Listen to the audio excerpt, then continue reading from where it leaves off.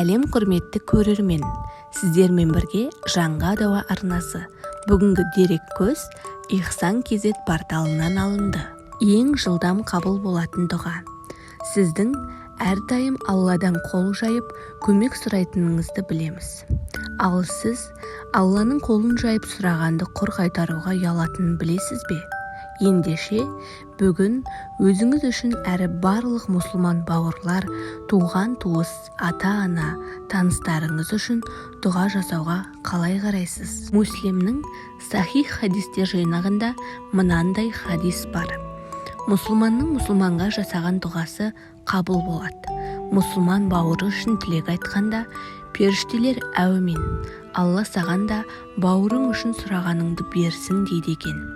Ал Бухари ең жылдам қабыл болатын дұға мұсылманның бауыры үшін жасалған жасырын дұғасы деген хадисті келтіреді. Бұл оның көзінше жасалған дұғадан 70 есе артық. Сонымен қатар Термизи екі дұғаның Алламен арада бөгеті болмайды. Біріншісі жәбір көрген адамның жасаған дұғасы.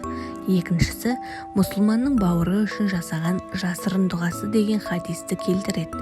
Бұл амал өзгеге жақсылық тілеу арқылы өзіңізге жақсы тілеуді, жүректі тазартуды, мұсылмандармен бауырластықты нығайтуға насихаттайды. Сондай-ақ мұндай адамдарға Алла тағала разы болады деп үміттенеміз.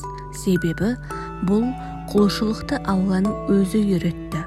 Хашр сүресінің 10 аятында былай делінген: олардан кейін келгендер, Раббымыз бізді және бізден бұрын иманға келген бауырларымызды кешір.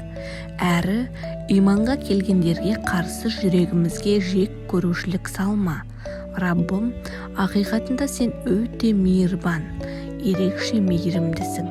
Сондай-ақ жұма күні Кахф сүресін оқуды, күнә істерден аулақ болып, Алла елшісіне, оған Алланың игілігі мен сәлемі болсын, салауат айтуды естеріңізге салғымыз келеді.